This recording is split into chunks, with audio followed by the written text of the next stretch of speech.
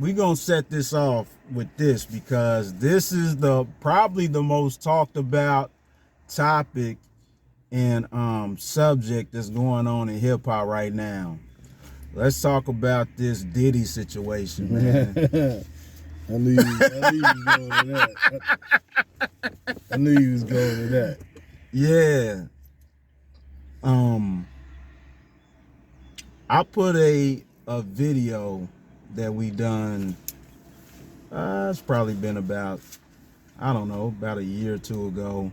And I kind of copied and pasted. We did something about, I think the blackball situation with, I think it was Freddie P. I kind of chopped it and, you know, I put it out there. But,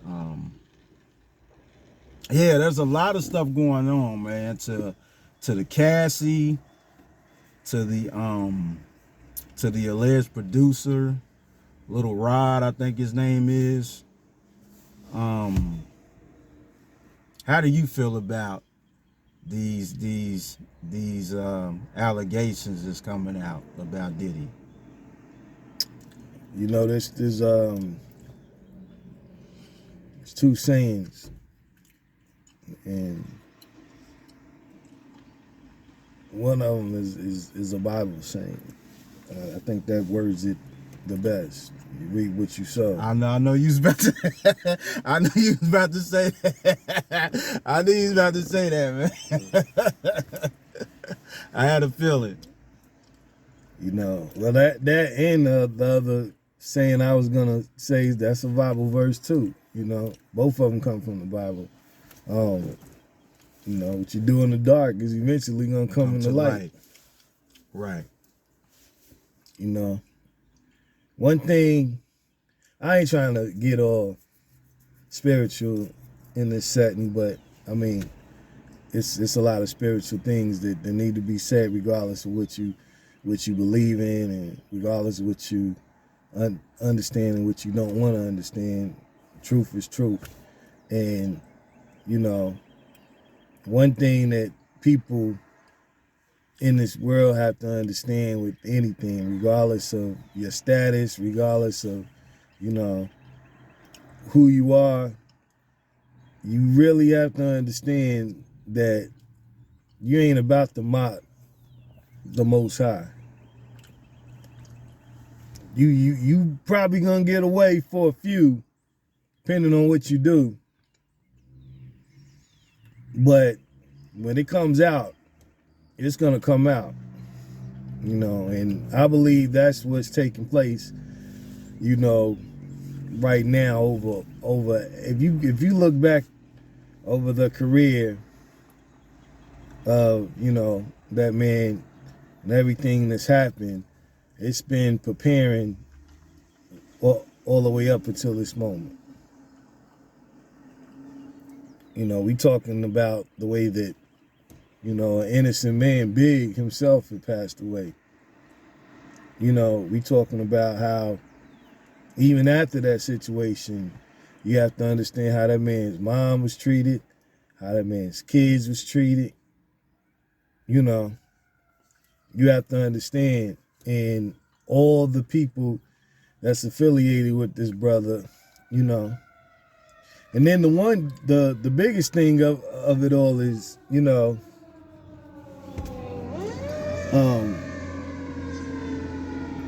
Malcolm X said it. He said the most disrespected person in this world is a black woman. And is a woman herself, basically. But he was speaking about black women, but overall he was speaking about women themselves. So, you know, the way that women have been disrespected, you know, the way that men have been disrespected, you know,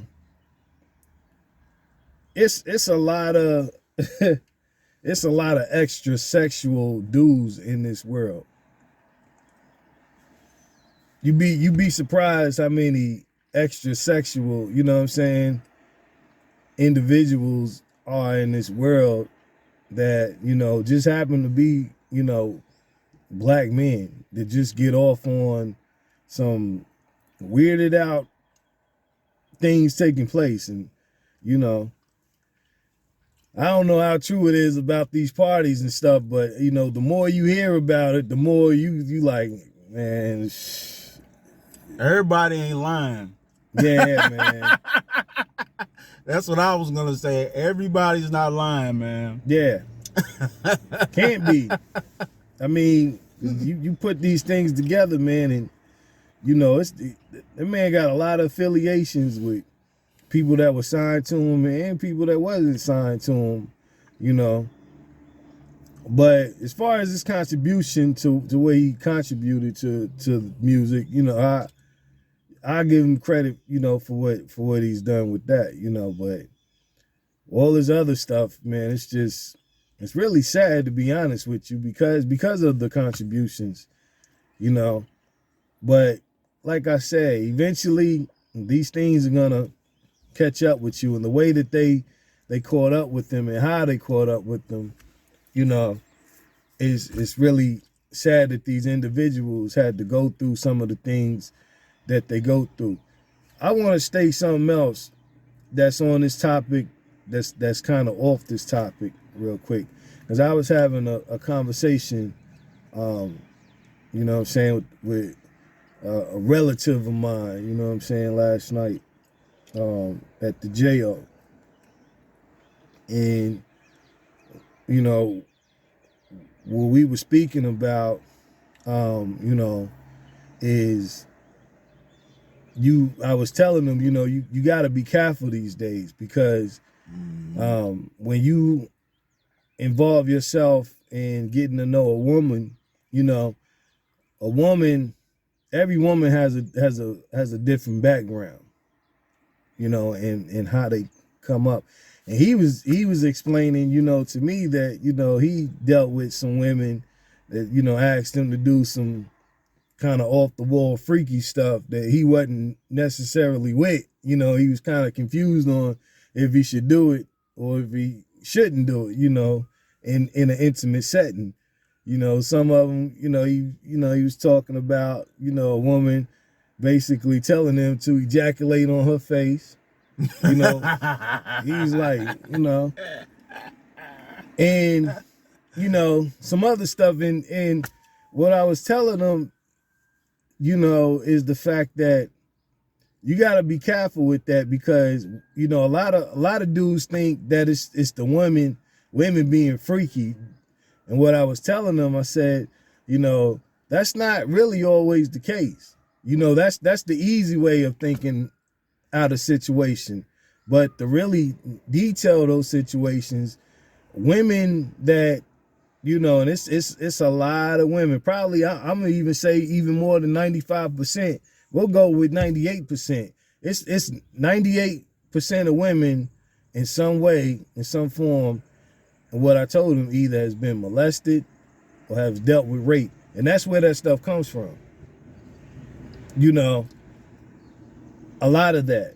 And I know a lot of people are gonna say nah and probably disagree in these comments, but, you know, a lot of that stuff, that's where it comes from. And you really got to be careful if you know, protrude yourself into something like that, because if that is the case, that those women have been molested or raped, you know, then you're going to be looked at in those categories too. That's where a lot of the attitudes come from that women have. A lot of the pettiness comes from, you know, and you know, not to just put it all on women, because there's a lot of us men have been molested as well.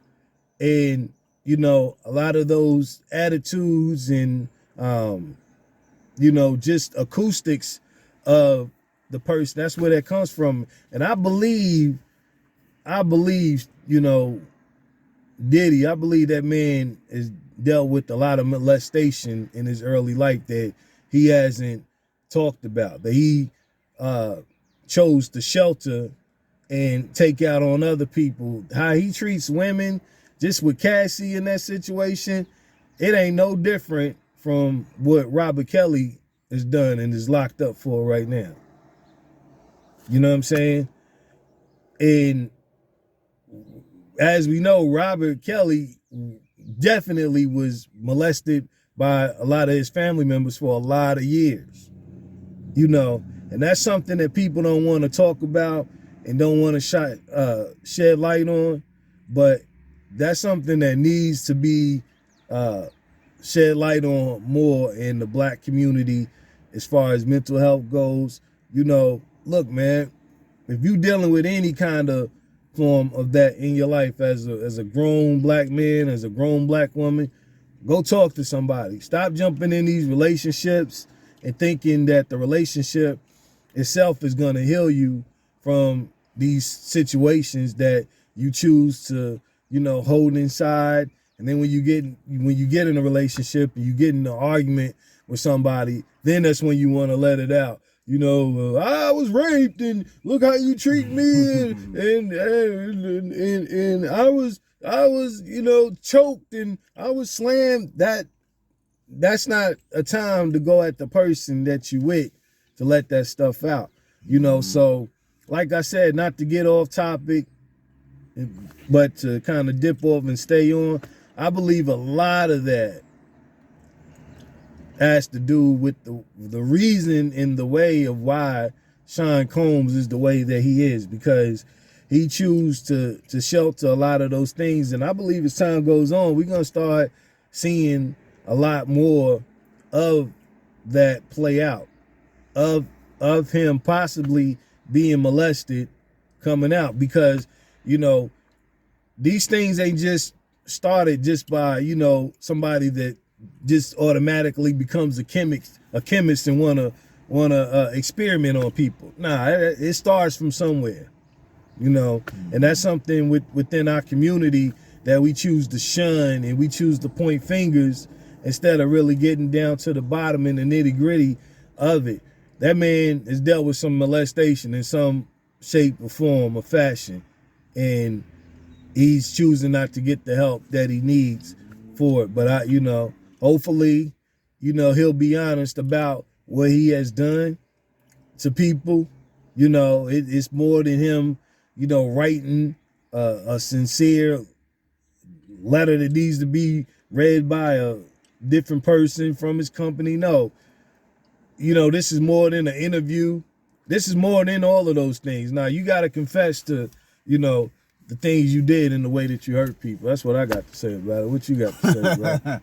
Well, what I got to say about it is, man, you know, when all this stuff started coming out, I can say I wasn't that surprised about it. Yeah. Because I've been hearing a whole lot of stuff about Diddy for many years. If y'all remember the old Drink Champs interview with Fab, Jadakiss, and Diddy was on there, and the way Diddy was talking to Fab during the time about partying, and he said, I ain't been to any of your parties. He was like, yeah, we party, but we ain't parties yet. Yeah. Giving the, you know, the cue about going to the alleged party, yeah, you know, where they get down at. Yep. This little ride situation, I think it dug a little bit deeper into the male harassment side of what Diddy been doing for years and years and years. Even when he got into detail about him being on the yacht, and I think who was it? The celebrity that was there. I can't think of his name off the top of my head, but it was another. It was an actor that was on the that was on the yacht with him, that did some type of inappropriate thing to him, and you know made him kind of uncomfortable.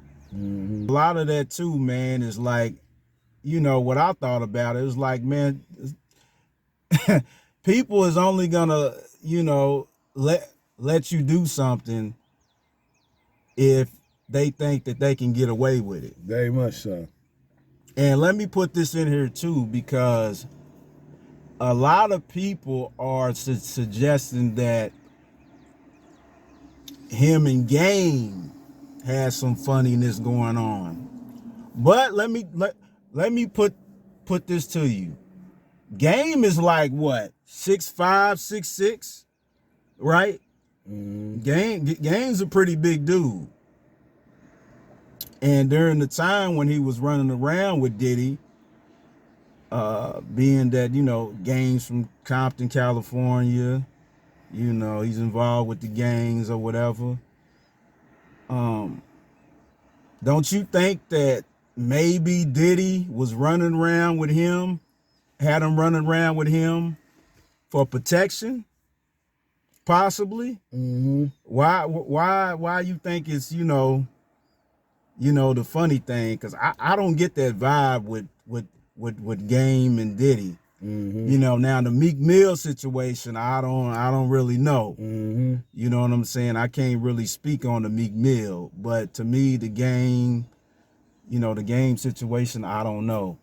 But we also got to fast forward to, we got to rewind back to, it's probably been 10, 15 years ago when Diddy's former artist, Mark Carey, came out with a book, Dancing with the Devil, talking about many allegations and, you know, situations that happened when he was on Bad Boy.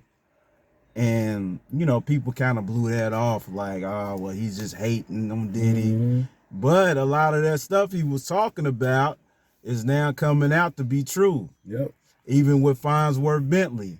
The things when Farnsworth Bentley got off the label, he said Kanye kind of saved him from that Bad Boy situation. So these allegations have been around for many, many years, but are now being exposed because we in a time where certain falsehoods got to be revealed. So that's my take on the Diddy, man. We just in a time period where these things got to come out and be said, man, and justice got to finally, you know, take its course. Very much so.